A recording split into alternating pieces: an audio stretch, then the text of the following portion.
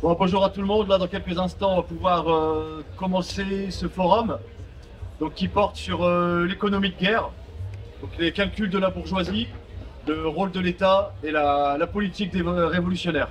Donc, il y avait déjà un exposé hier avec des camarades des entreprises de l'armement. Et donc voilà, ça se veut être un forum complémentaire. Et puis une autre occasion de discuter de ces problèmes qui sont combien d'actualité. On commence dans quelques instants. Bon, on va pouvoir commencer. Alors ce forum porte sur l'économie de guerre. Cette expression que l'on entend beaucoup depuis un an recouvre différentes réalités, parfois contradictoires.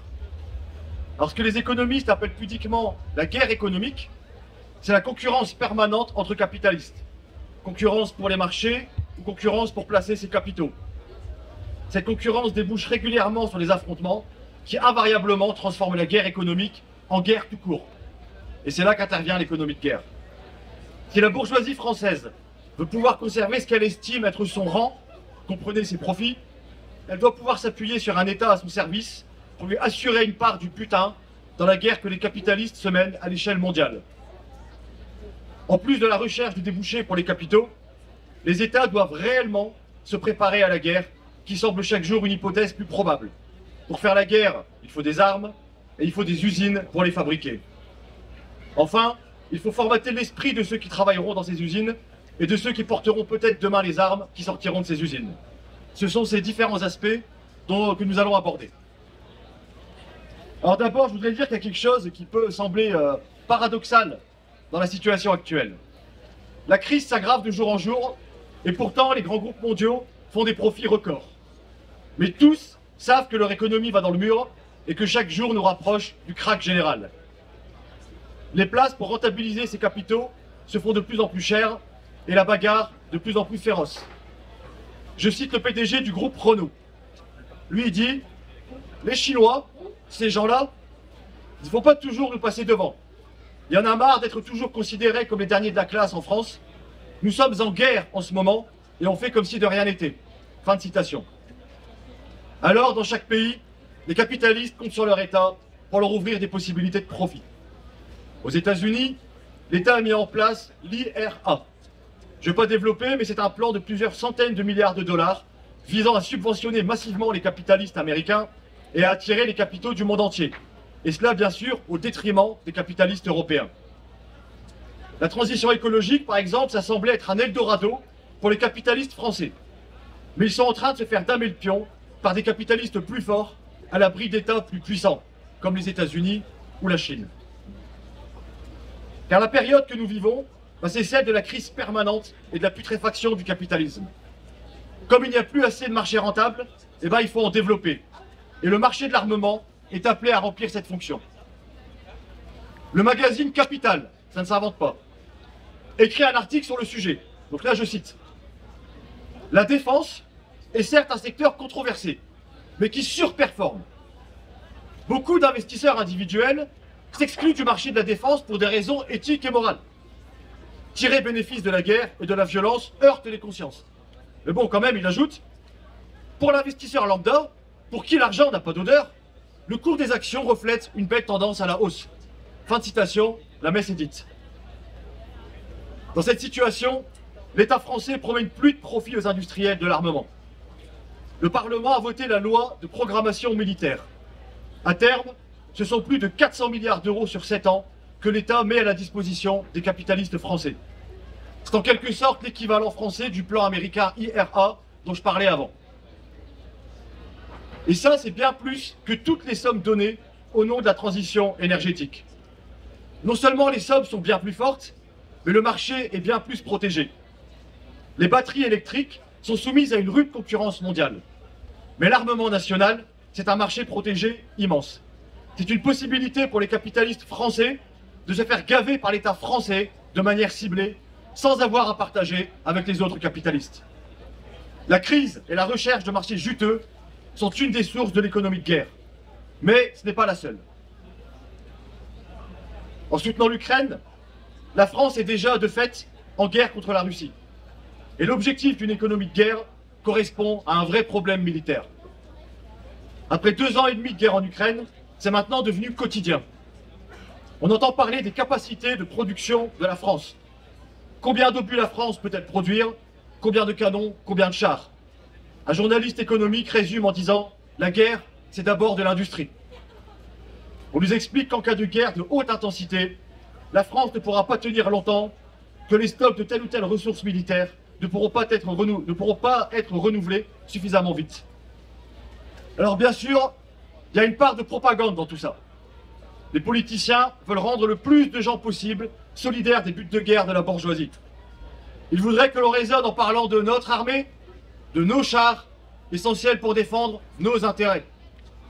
Et d'ailleurs récemment, on a eu droit à des cocoricots dans tous les médias, car la France est devenue le deuxième exportateur d'armes au monde. Mais cette propagande n'empêche pas que les capacités de production d'armes sont une réelle préoccupation pour eux. Bismarck, un ancien dirigeant de l'Allemagne au XIXe siècle, lui disait « La diplomatie sans les armes, c'est comme la musique sans les instruments ». Bon, de nombreux pays, dont la France, sont incapables aujourd'hui ne serait-ce que de fournir les armes qu'ils ont déjà promises à l'Ukraine. Les menaces de guerre généralisée se précisent chaque jour un peu plus et les capacités de production d'armement ne sont pas à la hauteur. La dernière fois que la France a dû envoyer massivement des soldats pour faire la guerre, c'était pendant la guerre d'Algérie. Durant cette guerre, les dépenses militaires ont représenté jusqu'à 32% du budget de l'État. C'est colossal. Alors depuis, la France n'a jamais cessé de faire la guerre, notamment dans ses anciennes colonies. Mais dans ces guerres, l'armée française avait face à elle des milices mal armées ou des populations civiles désarmées et qu'elle massacrait. Mais aujourd'hui, c'est contre la Russie que la France et l'OTAN sont en guerre. Et la Russie, c'est un pays qui a une industrie militaire. C'est un des premiers producteurs d'armes au monde. Là où la France produit 20 000 obus par an, la Russie en produit 250 000 par mois. Alors le besoin d'une industrie militaire à la hauteur en cas de guerre est l'un des moteurs principaux de l'économie de guerre. Alors je dis maintenant un mot sur les formes que prend l'économie de guerre ici. Le ministre de la Défense l'a dit, oui, nous sommes déjà en économie de guerre. Et de donner en exemple l'usine Nexter qui produit le canon César et dont la production va tripler cette année. Dans le journal patronal Les Échos, on peut lire, je cite, « Le temps des illusions est passé et les mots ne remplaceront plus très longtemps les actes. Il faut mettre l'industrie française au travail à marche forcée pour produire 5 ou 10 fois plus de chars, de munitions, de drones. » Voilà, l'ambiance est posée. Alors les industriels, ils se réjouissent bien sûr que des centaines de milliards soient mis à leur disposition. Car guerre ou pas guerre, ils souhaitent le moins possible avoir à risquer leurs propres capitaux. Comme le dit le ministre, les industriels de la défense ont pris l'habitude de n'appuyer sur le bouton de la production qu'après avoir sécurisé jusqu'au moindre détail les commandes d'État. La Direction générale de l'armement, qui regroupe plus de 4000 entreprises dites stratégiques, demande aux industriels de prendre plus de risques, d'investir. Mais à l'heure actuelle, les industriels font savoir aux politiciens qu'ils ne sont pas là pour faire dans le patriotisme. Si l'État paye rubis sur l'ongle, on produira. Et sinon, eh ben tant pis. Le gouvernement quémande et les industriels font ce qu'ils veulent. Un journal titrait par exemple, je cite, « Défense, : les industriels français priés de faire des efforts sur leurs prix. » Voilà, les politiciens prient. Car le premier objectif des capitalistes en période d'économie de guerre, c'est de profiter de l'occasion pour faire des profits ou pour récupérer la moindre subvention. Par exemple, l'usine de bombes Aresia, dans le Nord, la modernisation de cette usine, l'État en a payé la moitié. Cette usine produit des bombes pour les rafales de Dassault. Et comme le dit le directeur de l'usine, avec la guerre et la menace en Europe, le marché est en pleine expansion. Et le journal La Voix du Nord de conclure, l'époque menaçante est porteuse. Alors oui, elle est porteuse de profit pour les bourgeois. Et s'ils font des profits, c'est parce que rien n'est gratuit. Je dis ça parce qu'on entend souvent dire que les pays de l'OTAN, tels que la France, donnent des armes à l'Ukraine. Cela est bien sûr faux, car les capitalistes ne donnent jamais rien. En réalité, ces armes sont vendues à l'État ukrainien qui s'endette pour les payer. Et c'est aux travailleurs ukrainiens que la note sera présentée. En attendant, c'est par exemple l'État français qui avance l'argent, car les capitalistes de l'armement veulent être payés cash. Et l'État français présente dès aujourd'hui la note aux travailleurs. Ce mécanisme d'endettement engraisse toute une engeance du genre banque, financier ou spéculateur. Toutes les variétés de parasites capitalistes veulent leur part. Alors un autre aspect. Depuis 2014, et encore plus depuis 2 ans et demi, tous les fabricants d'armes cherchent à être présents sur ce qu'ils appellent le théâtre d'opération que constitue l'Ukraine. C'est pour eux l'occasion de pouvoir tester leur matériel en conditions réelles, afin de les améliorer. Mais aussi pour montrer aux potentiels acheteurs qu'il fonctionne très bien. La guerre en Ukraine est donc une occasion pour les industriels de tester et d'améliorer les engins de mort. Par exemple, l'entreprise Delair. L'État français lui a commandé 2000 drones qu'on appelle kamikazes, car conçus pour exploser sur les gens. Et le PDG de cette boîte, il dit « Nous avons de bons retours d'expérience du front. Les drones ont été fournis en août à l'Ukraine, qui a fait des retours d'expérience en septembre, et on a fait une mise à jour en octobre. » Donc la guerre actuelle en Ukraine, elle sert de terrain d'entraînement aux industriels de l'armement, avec la peau des prolétaires ukrainiens et russes. Alors je reviens là maintenant, en France, c'est 2% du PIB qui sont consacrés à la défense, contre 7% pour la Russie et 40% pour l'Ukraine.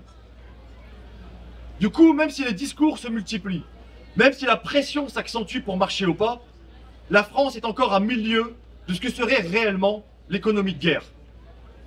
Mais il est possible que les choses changent vite. La division internationale du travail va obliger les industriels à intégrer certaines contraintes s'ils veulent produire de l'armement en masse. Là, je fixe des idées, mais pour produire un missile, il faut environ 10 000 pièces différentes. Pour un canon, c'est 100 000 pièces différentes. On peut également exprimer la division du travail en nombre de sous-traitants. Il y a Le Monde, un journal qui cite un ingénieur militaire qui dit « Dassault a 5000 fournisseurs pour son Rafale.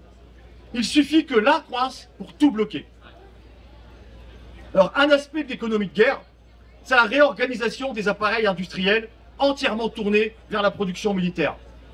Là, pour fixer les idées, je donne un exemple. Durant la Deuxième Guerre mondiale, l'industrie américaine a été réorganisée par l'État selon un plan d'ensemble de production militaire. Les chaînes de production de voitures ont été modifiées pour faire des chars, des canons ou des avions, quasiment du jour au lendemain. Le gouvernement américain a payé des centaines de nouvelles usines. Et en 1943, le budget de la défense, c'est 90% du budget de l'État américain. Et on peut noter au passage que les centaines d'usines construites par l'État, elles ont été données gratuitement à la fin de la guerre, et que les 40 plus gros industriels américains les sont partagés. C'est avec ce genre d'exemple que l'État et les capitalistes français raisonnent aujourd'hui quand ils parlent d'économie de guerre. Alors dans la période qui vient, ceux qui réclament plus d'État risquent d'être servis. Je pense à tous les partis genre de gauche qui enfument les cerveaux en faisant croire que l'État des capitalistes pourrait protéger les travailleurs.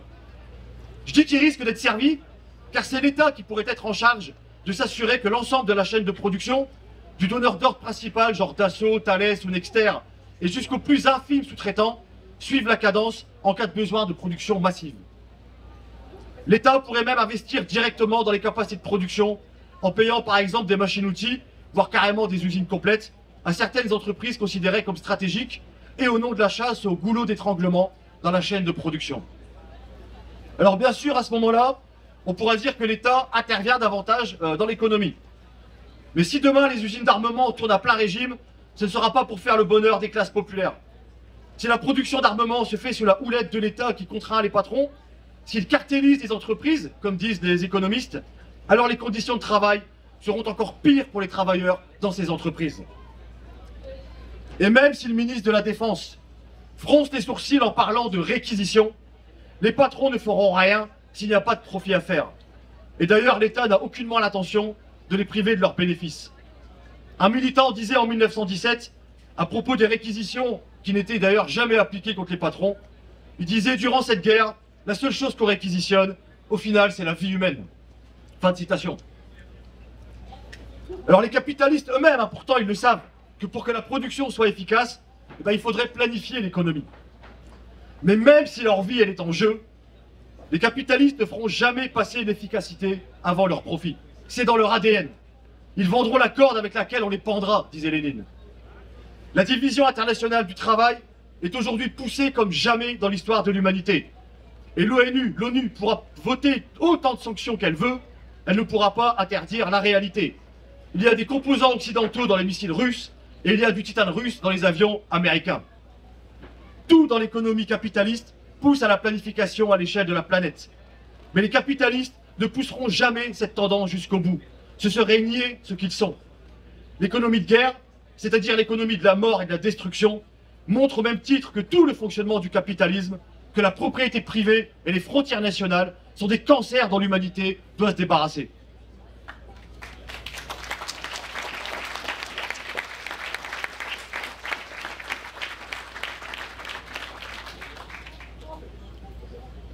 Alors autre chose que ça vaut le coup d'avoir en tête, c'est que l'économie de guerre, c'est d'abord dans chaque pays la guerre contre les travailleurs.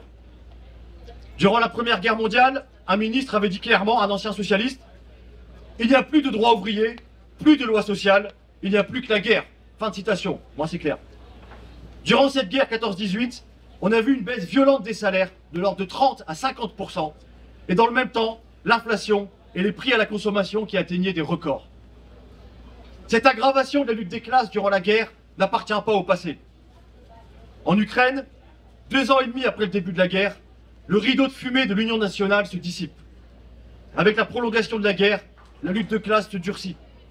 Le gouvernement et le patronat ukrainien profitent de la guerre pour faire reculer les droits des travailleurs.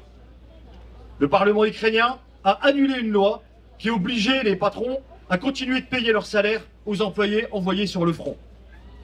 Les soldats se retrouvent donc avec leur solde plus faible que leur salaire, leur seul solde. Comment payer le crédit d'une maison avec ça ou aider sa famille? Le droit du travail a été démoli. Les patrons peuvent modifier comme ils veulent les conditions de travail et licencier un salarié qui refuse. Dans les usines, la pression monte pour envoyer les travailleurs sur le front.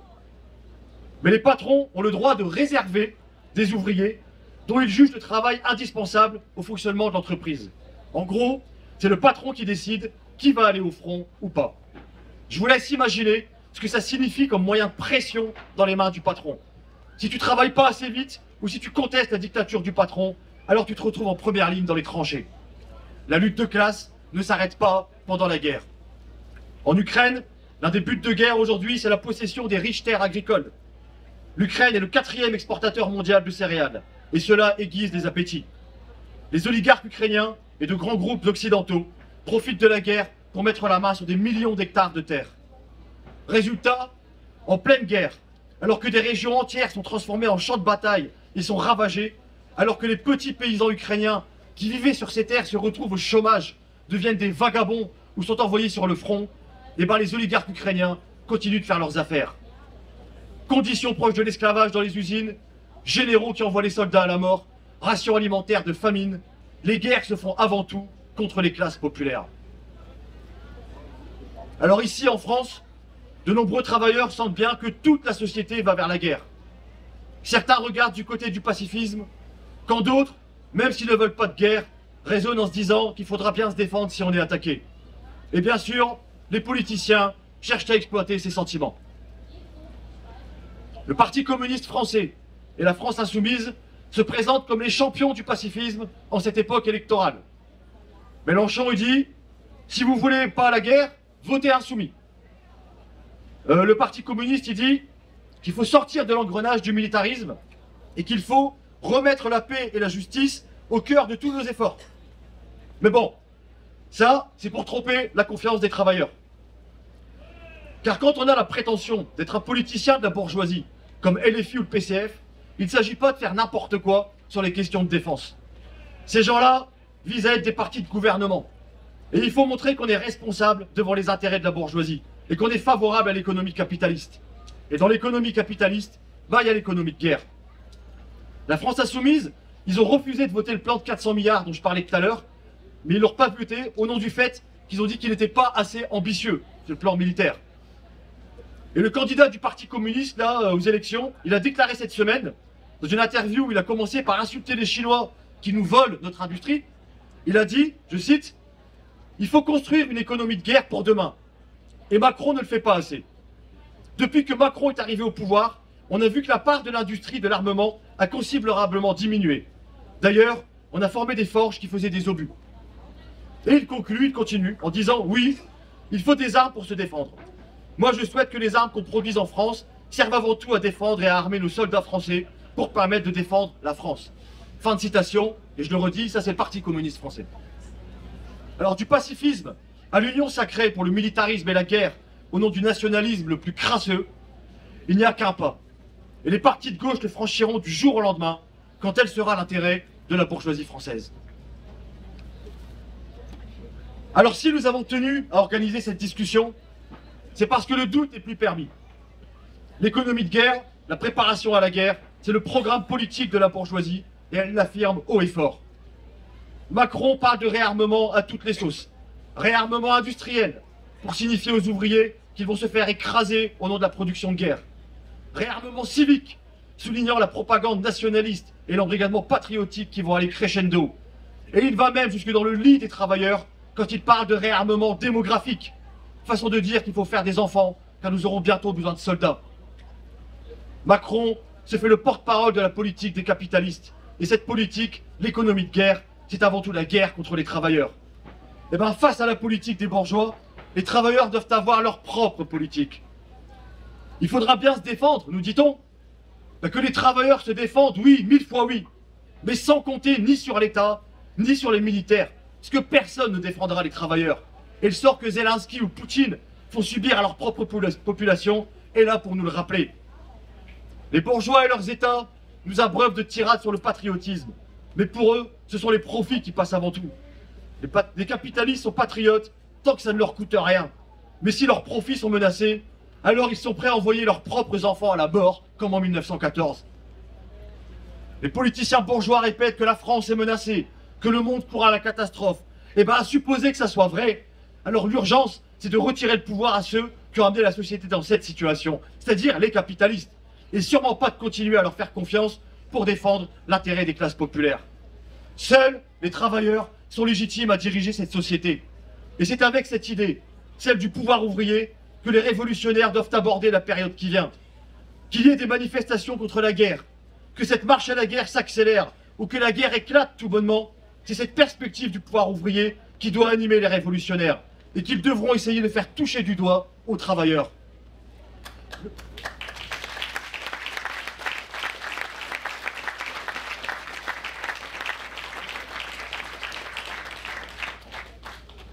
Alors le faire toucher du doigt, au travers de revendications comme le contrôle ouvrier sur la production de guerre ou la réquisition des profits prolétaires s'en emparent, représenteront un pont vers la révolution sociale et le pouvoir ouvrier, seule perspective capable de débarrasser l'humanité du capitalisme et des guerres. Comme le disait Lénine, en parlant des guerres impérialistes, eh ben les communistes doivent profiter de la guerre que se font les brigands entre eux pour les renverser tous. Eh bien camarades, c'est ce programme que nous portons, c'est cette perspective que nous défendons, et ce sont ces moments auxquels nous nous préparons.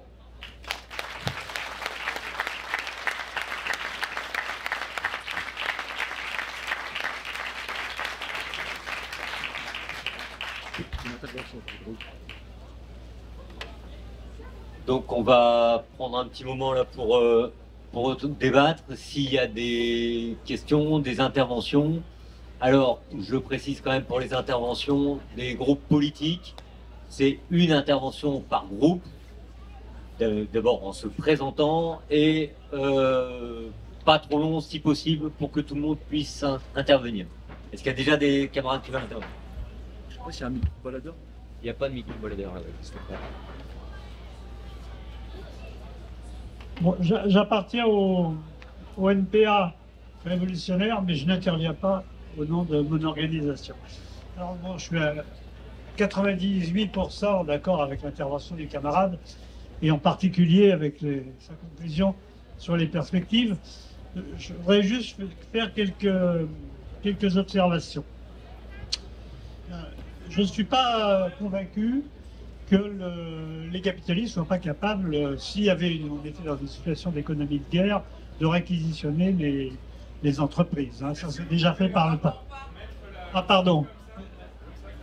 Tu entends mieux?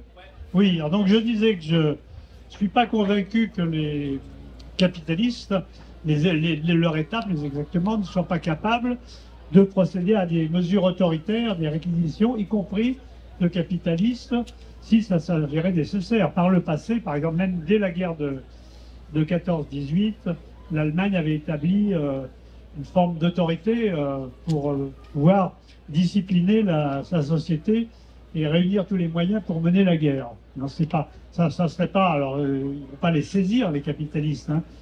Certainement que s'ils les réquisitionnaient, ils les rembourseraient, enfin, ils trouveraient leur compte. Il ne faut pas s'inquiéter pour eux.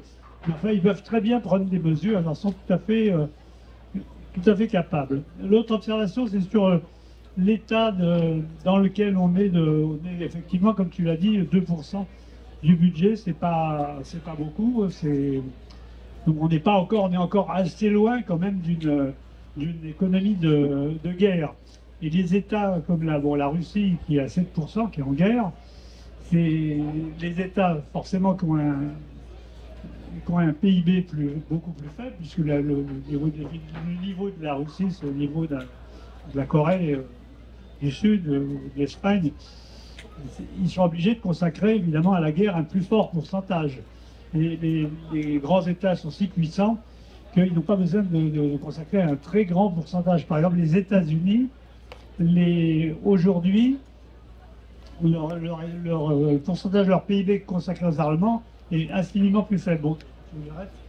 Ah. Bon, alors juste un mot, tu m'autorises. Bah, tu fais pas une conférence, vas-y, interviens. Tu m'autorises, bon. Alors, je voulais intervenir quand même sur l'histoire du pacifisme, que Hello considère comme un piège. Je pense que l'aspiration à la paix faut aussi s'appuyer sur cette aspiration sans illusion sur la possibilité d'avoir un monde capitaliste, pacifiste et prospère. L'aspiration à la paix, c'est important. Par exemple, en Ukraine, les manifs de femmes en ce moment, qui ne sont pas directement anti-guerre, mais seulement sur des aspects de la guerre, c'est quand même très important. C'est un premier pas en avant sur lequel on peut s'appuyer. Excuse-moi d'avoir été trop long. Attention, camarade, tu embarques le micro. Tu veux répondre, mais autant il y a quelqu'un qui veut prendre la parole.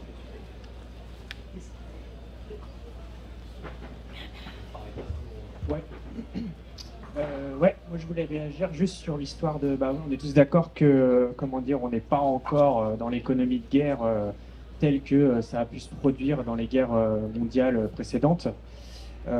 Mais néanmoins, ça n'empêche pas le patronat d'attaquer l'ensemble des travailleurs, y compris les travailleurs de l'industrie de l'armement dont je fais partie, parce que je travaille à Thales, et que depuis quand même 2 années, qui embauchent à tour de bras, parce que oui, il faut produire du Rafale pour des dictateurs lambda, il faut produire des armes, parce que l'État, en fait, indirectement quand même, alimente la guerre, même s'il n'est pas en guerre directement, alimente les conflits en Ukraine, alimente l'Ukraine en armes, en missiles, qui d'ailleurs, à toutes nos réunions du matin, c'est les N+2 qui se plaignent qu'on n'a pas la capacité industrielle de faire plus, donc faut produire les gars, allez-y, turbiner, c'est déjà maintenant les attaques en fait. C'est déjà maintenant. Et d'ailleurs, c'est sous le fait qu'ils poussaient l'an dernier aux heures supplémentaires à fond, parce que de toute façon elles sont payées, mais maintenant ça les fait chier, parce que les collègues, ils acceptent, mais maintenant ça veut dire accepter sans être payé. Donc, et aussi, il y a un autre problème auquel je suis confronté, c'est le salariat réserviste, quoi. Parce qu'en fait, oui, tu l'as dit tout à l'heure, les patrons peuvent déjà, par convention, et c'est là où on voit que l'État il est lié à l'industrie de l'armement très fortement, c'est qu'ils ont des accords, des conventions qui permettent des petits bonus en fait pour les ouvrières, les ouvriers, techniciens, etc. Pour pouvoir venir payer justement en plus de la solde sous statut militaire,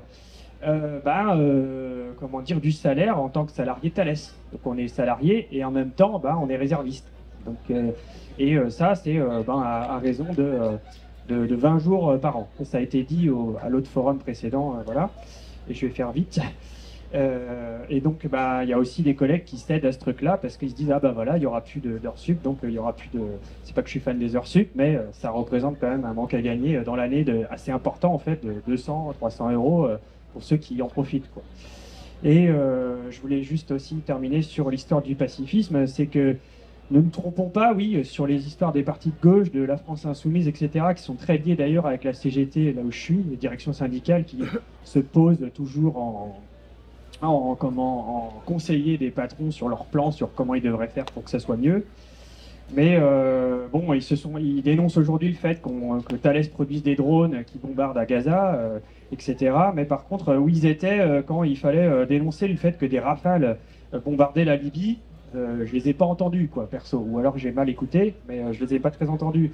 Et ils seront aussi de ceux qui valideront les guerres de demain, comme d'autres pacifistes l'ont fait avant eux, parce qu'il faut le rappeler, c'est aussi des socialistes qui ont mis Pétain au pouvoir, quoi. Voilà. Donc effectivement, c'est sur notre camp, dans les conditions actuelles, et maintenant, et pas attendre l'économie de guerre, la vraie, sur lequel il faut compter. Voilà.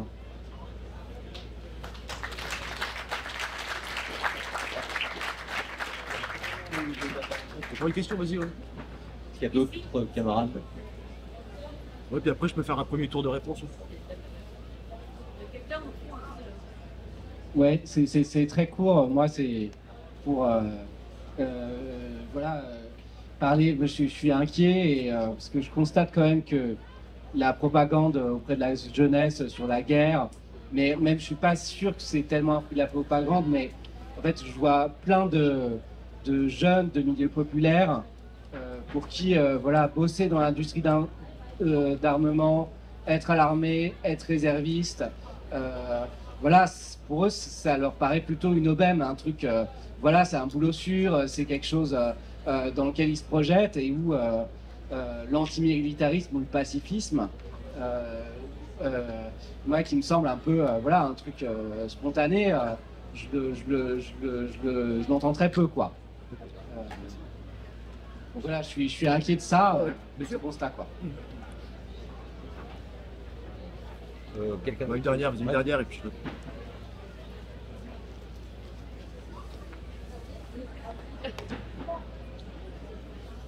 Alors moi, j'aimerais que tu nous expliques comment...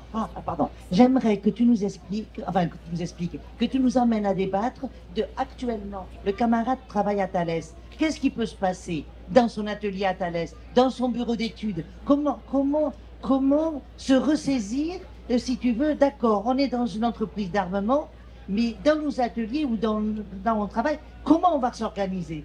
Parce qu'on a une partie prenante, on est partie prenante. Le type qui, la fille, excusez-moi, qui travaille chez Renault, et Renault va dire, eh ben, du jour au lendemain, on va faire des armes, mais tu vas pas quitter ton entreprise. Mais qu'est-ce que tu vas faire dedans?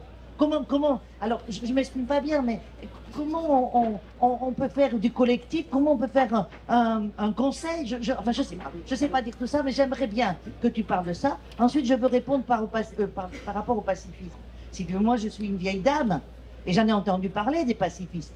Hein, mais il y a deux sortes de pacifistes. Il y a le pacifiste des pauvres, des prolétaires, qui veulent pas que leur enfant aille à la guerre, qui veulent pas vivre de la guerre. Ils se disent, on est pacifiste, on la veut pas, la guerre. Mais celui-là, on peut le comprendre et on peut discuter. Mais le pacifisme des partis politiques et de la bourgeoisie qui veut nous enfumer, celui-là, on doit le combattre. Je sais pas trop comment, mais on doit le combattre.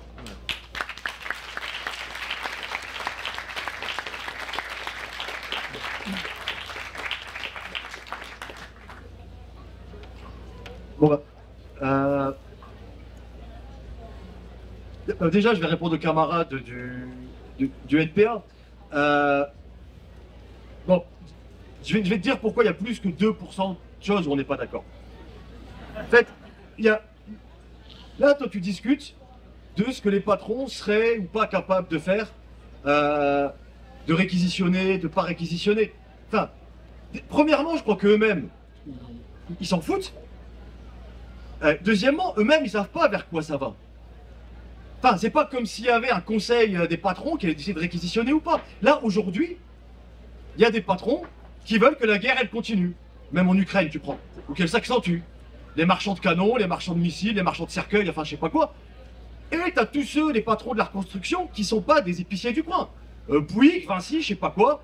Là, ils disent que tu as un marché de 400 milliards pour la reproduction, la reconstruction en Ukraine. Eux, ils voudraient que la guerre, elle s'arrête. C'est pas quelque chose de concerté. Ça veut dire que les contradictions du capitalisme, là, qu'il y a aujourd'hui, elles les obligent à avancer à vue, même des mastodontes. Le dernier grand soubresaut dans la crise qui dure depuis les années 70, un des gros soubresauts, c'était 2007. 2008, je sais plus. Enfin, tu te réveilles un matin et tu as la troisième banque des États-Unis qui a été rayée de la carte. C'est parce que la première et la deuxième banque des États-Unis ont décidé de la liquider. Et ça fait une crise aux quatre coins du monde. J'imagine que la troisième banque des États-Unis, elle avait un poids là-dedans pour avoir un plan, imaginer réquisitionné ou pas. Nous, on va pas commencer à discuter de ce que sont les plans des patrons. Nous, il faut qu'on discute de sauver notre peau. Eux, ils sont dans leur rôle. On va pas se plaindre qu'ils font leur pognon sur le dos des travailleurs, qui sont méchants. C'est leur rôle, c'est la définition du capitalisme. Bon, ben nous, en face de ça, la question, c'est aussi de sauver notre peau. Eux, ils iront chercher l'argent comme ils peuvent. Tu vas au musée de l'histoire de la famille Peugeot, ça existe, je sais plus, à Sochaux, je crois. Bon, ben voilà, ils ont fait au début de je sais pas quelle année, au 19e siècle, des moulins à café, des vélos, puis d'un seul coup, 1914, des obus. Bon, il y a un billet à prendre, ils y vont. Mais eux, c'est comme ça qu'ils font leur économie. Donc, moi, je suis pas d'accord sur la façon dont tu présentes le problème comme s'ils avaient un plan déterminé. T'as des pays riches qui perdent des guerres. Hein. Ça veut dire qu'ils font quand même pas ce qu'ils veulent là-dedans. Maintenant, sur le sentiment du pacifisme. Ouais, il y en a qui disent, les Ukrainiens qui crèvent, c'est pas notre problème, nous ici on est en France et donc on veut la paix en France. Enfin, nous, là-dessus, on a quand même des choses à dire. Le problème, c'est que, de toute façon, la guerre, elle est déjà là. Alors ok, t'as pas les bombes qui tombent, mais la guerre, elle est déjà partout dans l'économie autour de nous. Quand ils attaquent les retraites, quand t'as l'inflation, t'avais même des gens qui faisaient des blagues, je savais pas que la moutarde, elle venait d'Ukraine. Ils utilisent toutes les occasions pour venir prendre de l'argent sur les classes populaires. Il y a que là qu'il y a de l'argent qui est fabriqué. Donc du coup, le pacifisme, c'est un piège. Maintenant, une aspiration, s'appuyer dessus, je sais plus comment tu disais. Mais c'est là qu'on n'est pas d'accord, parce que c'est justement là qu'il faut aller au bout de la phrase. S'appuyer dessus pour faire quoi? Pour dire ce que le NPA dit. Nos vies valent plus que leurs profits. Enfin, excuse-moi. Enfin, ça fait un peu cateau comme slogan. La vie c'est bien, la mort c'est mal. Pour dire quoi? Un meilleur partage des richesses? Nous, on va discuter de comment on partage avec Thales, avec Dexter. Ces gens-là, faut les empêcher de nuire. Ils nous envoient tous dans le mur. C'est pas 2% où on n'est pas d'accord. Nous, on discute du pouvoir ouvrier parce qu'on n'a pas d'autre solution. Eux-mêmes, ils n'ont pas d'autre solution. Ils ramènent l'humanité vers la catastrophe. Elle y est déjà. J'en dirai un mot peut-être plus tard, mais quand on n'est pas en France, elle y est déjà la catastrophe. Mais eux, leur problème, c'est qu'ils vont vers ça. Nous, on peut pas aller vers autre chose que leur retirer le pouvoir. Si les capitalistes, ils pouvaient faire le bonheur de l'humanité et faire en même temps leur profit, moi, je pense qu'ils le feraient. Mais ils peuvent pas. Donc, du coup, il faut les déposséder du pouvoir. Ça, vous le dites pas. Vous dites qu'il faut partager les profits. Moi, je partagerai pas avec les bourgeois. Bon, ça, c'est une première chose.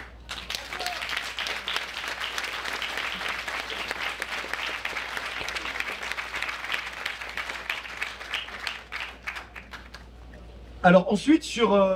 ouais, je vais répondre sur les usines effectivement d'armement. Parce que ça c'est vrai que c'est une question qui a aussi à voir avec le pouvoir des capitalistes sur la société. Nous, je crois qu'il ne faut pas qu'on le prenne comme quelque chose de nouveau. Parce que des armes étaient déjà fabriquées. Et peut-être que là, ça va permettre... Enfin, il y a des travailleurs qui vont se poser légitimement. Hein. Le problème, c'est là qu'on voit qu'on va quand même vers la guerre. Il y a des gens qui nous demandent, des jeunes, à quel âge on doit aller à l'armée, qui se demandent si ça va être pour leurs pommes. Il y a des travailleurs qui demandent est-ce que je vais construire des armes.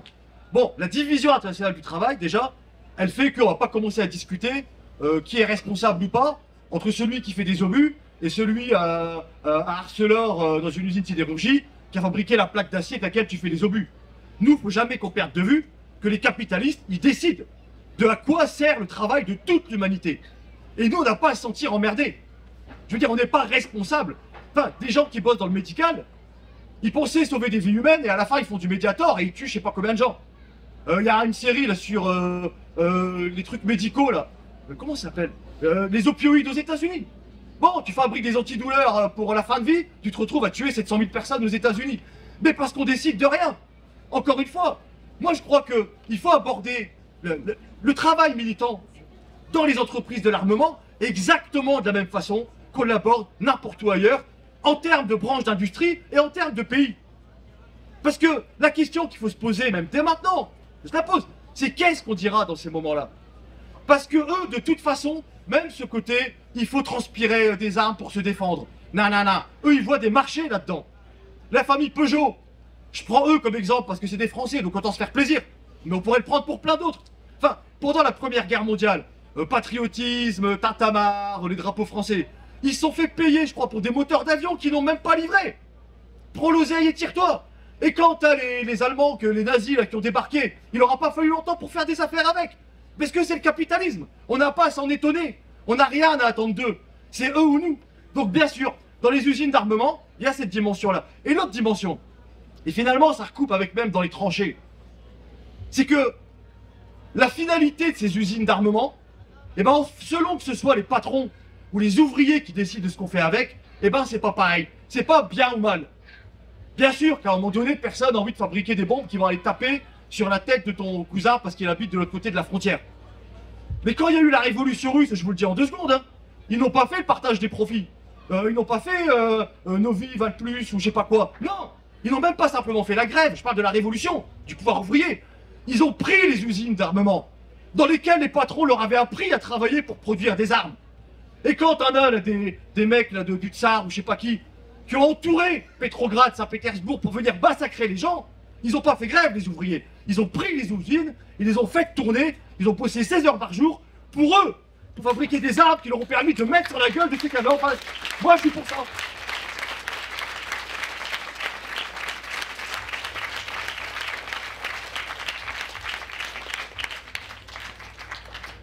Dans l'armement et n'importe où.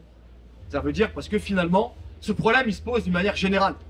Je parle du pouvoir ouvrier, mais ni la Révolution russe, ni la Commune de Paris n'ont commencé sur la question du pouvoir ouvrier. Finalement, c'est les problèmes qui sont posés qui font qu'ils sont arrivés à ces conclusions-là. Que finalement, personne ne le fera à notre place. Et en plus de ça, bah, l'air de rien, ils se sont rendus compte que ce qu'ils font toute leur vie, bah, parce qu'il y a de la vulgarité, mais pour la gueule du patron, bah finalement, ils sont tout à fait légitimes à le faire pour eux et à décider de à quoi sert leur travail pour aller écraser leurs ennemis. Alors maintenant, je dis un mot avant de repasser la parole. Voilà, s'il y a des questions. Je ne vais pas faire très long, mais effectivement, il y a cet attrait pour l'armée, enfin, qui sort pas de nulle part. Hein. Aussi parce qu'il s'appuie sur des sentiments, je sais pas, l'armée, ils font des campagnes de pub, il n'y a pas d'autre terme, pour leur recrutement. Il y a un côté, donner un sens à votre vie. Enfin, ils s'adressent à des gens que nous, on aurait des trucs à leur dire, hein, à ces jeunes-là. Il y en a marre de ce monde où c'est chacun pour sa gueule, de l'individualisme. L'armée, on est tous ensemble, et puis on repart ensemble. Et puis, bon, c'est ces valeurs-là. Alors, une fois que tu es dans l'armée, c'est autre chose. Hein. Là, c'est des coups de ranger dans la gueule, le bizutage, et puis tu as un mot plus haut que l'autre, tu es en première ligne. Mais oui, il y a ça. Parce qu'effectivement, qu'est-ce qui est proposé aujourd'hui à la jeunesse? Être influenceur à Dubaï, penser qu'à sa gueule, calculer le prix de la baraque de tes parents pour la revendre quand ils mourront. Enfin, ça en est là. C'est ça qui est proposé. Donc oui, il y a effectivement bah ouais, des gens qui cherchent un peu autre chose. Bah là, l'État, il met son poids pour qu'à un moment donné, eh ben, il y ait des jeunes qui se posent de problèmes de faire quelque chose de leur vie, voilà. Mais finalement, ils seront encadrés comme leurs parents sont encadrés à l'usine. Par des chefs qui seront les gamins des chefs du patron à l'usine. Parce que c'est quand même ça au bout du compte. Donc il y a ça. Et puis il y a aussi le fait que quand tu es au chômage et que tu en as marre que ta mère elle te traite de dormeur toute la journée, eh ben au moins tu fais quelque chose. Et en plus socialement c'est valorisé. Jusqu'au moment où là le piège il se referme et là tu te retrouves comme les jeunes ukrainiens ou russes sur une tranchée à te faire massacrer. Bon voilà, juste pour dire que ces trucs-là, faut pas les prendre que comme des problèmes déconnectés. Il y a une ville dans le nord qui s'appelle Denain. Je le dis à titre d'exemple parce que c'est une des villes les plus pauvres de France. Il y a eu un référendum, entre guillemets, pour dire est-ce qu'on met des uniformes aux gamins, c'est un peu la même idée que tu dis, je pense, aux gamins des écoles primaires. 5 écoles, les 5 ont voté pour. Un peu juste, mais pour les uniformes. Parce qu'en plus, ils mouillent les gens. C'est politique aussi cette affaire, tu t'impliques les gens dans le truc. Mais quand tu discutes, ok, il y a le côté un uniforme, il y a le baratin sur l'égalité, il n'y aura pas de différence, enfin, tout le monde s'en fout. Ce qui a fait que les gens ont voté pour qu'il y ait des uniformes, c'est que l'uniforme, il sera gratuit, c'est 200 €, et dans des villes pauvres, et bien bien sûr que tu votes pour, que tu es d'accord pour que tes enfants ils soient habillés gratuitement. Enfin, ces trucs-là, ils sont pas déconnectés. Hein. Enfin voilà, je m'arrête là, mais il y a peut-être d'autres questions.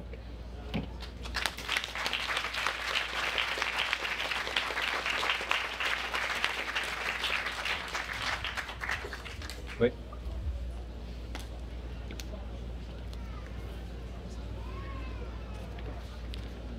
Merci beaucoup, camarade, pour ton magnifique exposé. Je t'en prie. Oh, lui, là. Alors, bonjour à tous, je représente la gauche révolutionnaire. Je voulais un peu parler du paradoxe actuel qu'il y a dans la nature de l'armement. À quoi ressemblent les armes qui sont dans le monde? Et en fait, cet état de l'armement, il n'est pas très bon. Si vous voulez, il y a deux grands types de guerre. Ça, c'est une base théorique qu'il faut comprendre. Il y a la guerre symétrique et la guerre asymétrique. La guerre asymétrique, c'est la guerre qui est historiquement, depuis la guerre froide, livrée par tous les pays capitalistes avancés. Ça va être les guerres coloniales, les guerres de décolonisation, les guerres comme la guerre du Vietnam par exemple. Et la guerre symétrique, ça c'est une guerre qui n'est pas livrée par les pays capitalistes avancés depuis la fin de la Seconde Guerre mondiale. Pour une raison simplissime, c'est que depuis la fin de la Seconde Guerre mondiale et depuis le début de la guerre froide, tous les pays capitalistes avancés, ou bien sont des États dotés, donc dotés de l'arme atomique, et donc une armée qui arrive sur leur sol, eh bien le pays qui l'a envoyé cesse d'exister en fait. Ou alors, ce sont des pays comme l'Allemagne qui sont intégrés dans des alliances dotées, comme par exemple l'OTAN. Donc la guerre entre deux pays capitalistes avancés, la guerre symétrique, c'est virtuellement impossible. Par contre, la guerre symétrique entre des pays qui ne sont pas dotés et qui ne sont pas dans des alliances dotées, donc ce qu'on va appeler des pays néocoloniaux ou alors des puissances régionales comme la Turquie, l'Iran et ainsi de suite, ça c'est beaucoup plus facile. Tata, j'en étais où? Enfin, donc là on va parler de pays par exemple comme le Mali, comme le Burkina Faso, qui ont été cornaqués par l'armée française, équipés, entraînés pour faire des conflits qui sont virtuellement des conflits symétriques contre des groupes djihadistes. Ou alors, cas exceptionnel mais très intéressant, la guerre russo-ukrainienne, où là c'est le retour de la guerre symétrique pour un pays, la Russie, qui n'en avait pas livré depuis 1905. Et l'expérience militaire, c'est quelque chose d'extrêmement important, au moins aussi important que le matériel.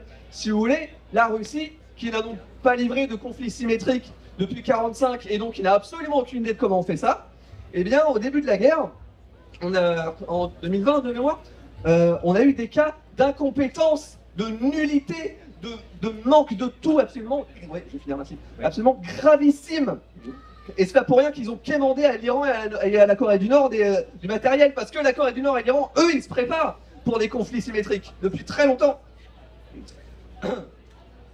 Je coupe. Et donc, ouais, pour finir, c'est là qu'on a un rôle en France, c'est que on est donc le deuxième exportateur d'armes mondiales, on a des ports, on a des usines. Si on les bloque, si on bloque tout ça, en fait, là on tient, excusez la vulgarité, par les couilles, tout le système d'armement mondial. J'ai donné un seul exemple, c'est que nous on a un parti international et notre section irlandaise, nos camarades qui sont là-bas ont réussi à faire voter par le principal syndicat du pays le boycott de toutes les exportations d'armes produites en Irlande en Israël. Ça c'est un exemple de quelque chose de très concret qu'on peut faire. Merci beaucoup. Est-ce qu'il y a d'autres camarades qui veulent intervenir?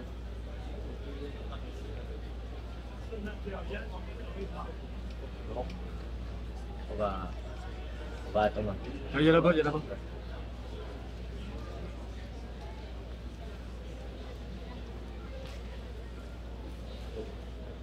Oui, je voudrais ouvrir une petite parenthèse par rapport à la solidarité de l'impérialisme, notamment américain, qui est le plus gros vendeur d'armes au monde, hein, puisqu'il assume pratiquement 60% des armes vendues dans le monde. Mais je voudrais revenir Parlez dans le micro, s'il vous plaît. Je voudrais revenir un petit peu à une anecdote concernant la Seconde Guerre mondiale. Pendant cette période-là, les États-Unis travaillaient avec l'usine Ford à l'intérieur de l'État nazi, en fait, et ils sont allés, comme il fallait assurer les troupes nazies qui allaient sur les fronts de l'Est notamment, ils ont continué à travailler Ford pour le régime nazi, et en plus ils ont réquisitionné, déporté des gens qui sont allés travailler, qui étaient soi-disant mieux vus que dans les autres camps de concentration et ailleurs.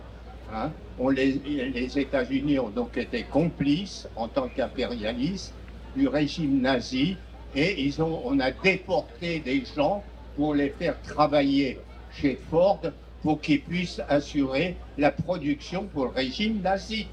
Hein?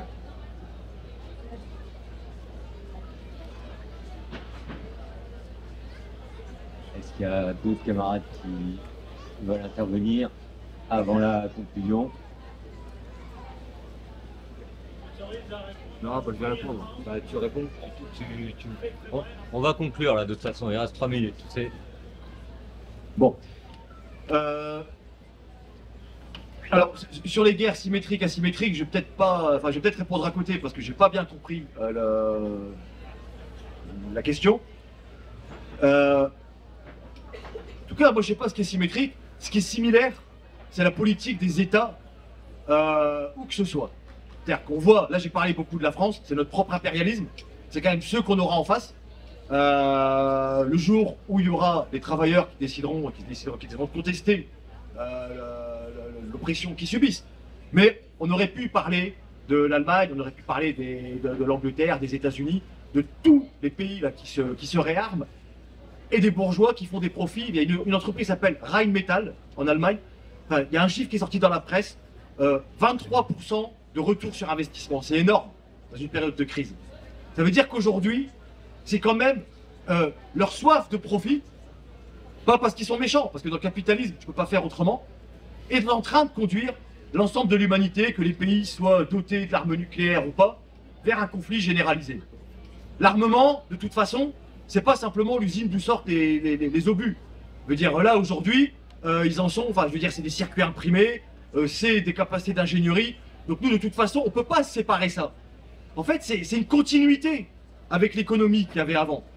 Là, simplement, ils investissaient sur autre chose, des voitures, ils fabriqueront peut-être demain des armes. Là, pour l'instant, il y a des marchés avec lesquels ils peuvent gagner leur fric.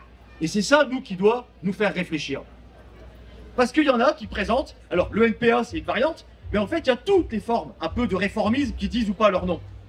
Là, je veux dire, il y a ces idées que, je sais pas, on devrait faire du protectionnisme, on devrait se protéger, on devrait faire en sorte que l'industrie française elle puisse continuer à vivre. Et on entend ça par tous les bouts. Les syndicats en Irlande, moi je sais pas ce qu'ils disent, mais ils sont pas bien différents des syndicats ici. Et c'est eux qui demain serviront à faire accepter aux travailleurs ce que la bourgeoisie sera peut-être un peu trop vulgaire pour faire accepter directement aux travailleurs. Je veux dire, c'est ça l'Union nationale. Il ne faut pas imaginer l'Union nationale vers laquelle on va comme quelque chose où tout le monde, tous les partis auront le doigt sur la couture du pantalon et diront exactement la même chose. Finalement, il y aura toute la diversité politique, il y aura la droite de l'unité nationale, le centre, la gauche de la gauche, de l'unité nationale, tous d'accord pour dire qu'au bout du compte, ok, là quand c'est la guerre, faut faire une pause sur la lutte de classe, parce qu'il y a quelque chose quand même de plus important, c'est de gagner la guerre. Nous, c'est là-dedans qu'on marchera pas. On n'est pas nombreux, c'est pas grave. Vraiment, c'est pas ça l'indicateur. Ceux qui veulent quelque chose de gros, eh ben, ils iront voter le FN avant qu'il soit longtemps.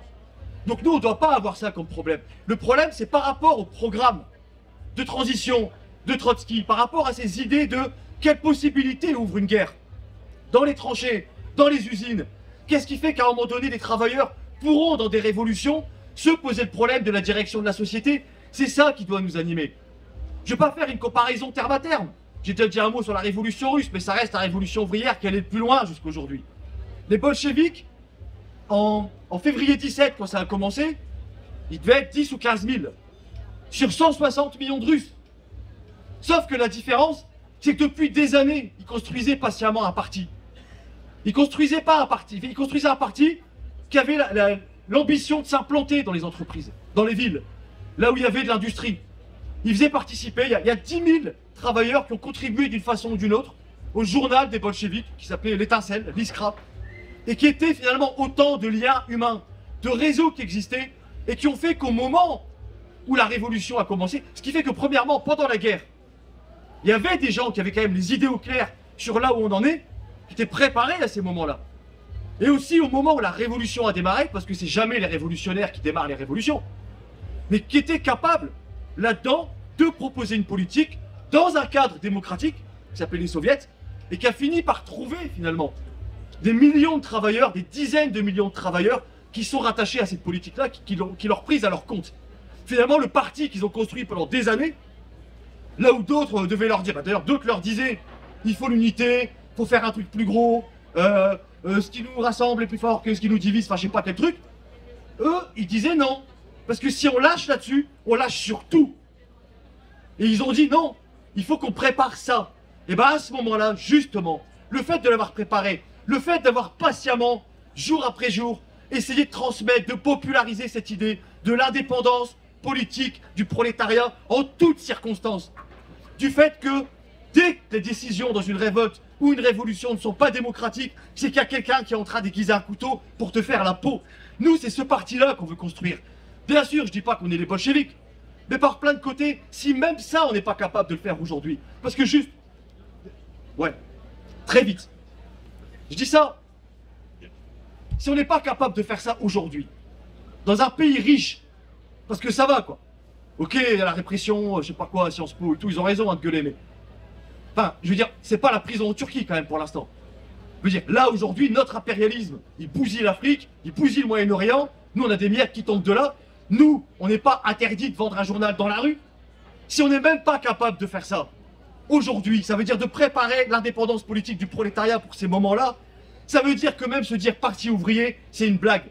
Nous, si on discute de pouvoir ouvrier, c'est dès maintenant que ça se prépare. C'est pas au moment où il va se passer quelque chose qu'il faudra commencer à réfléchir. Parce qu'on se fera embarquer dans des idées qui sont pas les nôtres sinon. Donc nous, ce parti, ces révolutions, ces moments d'explosion, on les prépare dès maintenant. On les prépare en considérant, contrairement à tous les autres, et je dis pas ça de façon polémique, mais en ayant une confiance dans la capacité des travailleurs, pas simplement être encadrés par des gens malins.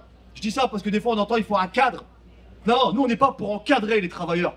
Nous on est pour construire un parti dont les travailleurs pourront s'en emparer à partir du moment où ils considéreront que c'est l'outil qui correspond au niveau de conscience qu'ils atteignent dans ces moments-là, et que cet outil-là, il leur permettra de faire la peau au capitalisme, d'exercer le pouvoir ouvrier et de diriger la société. Nous, c'est ça qu'on construit.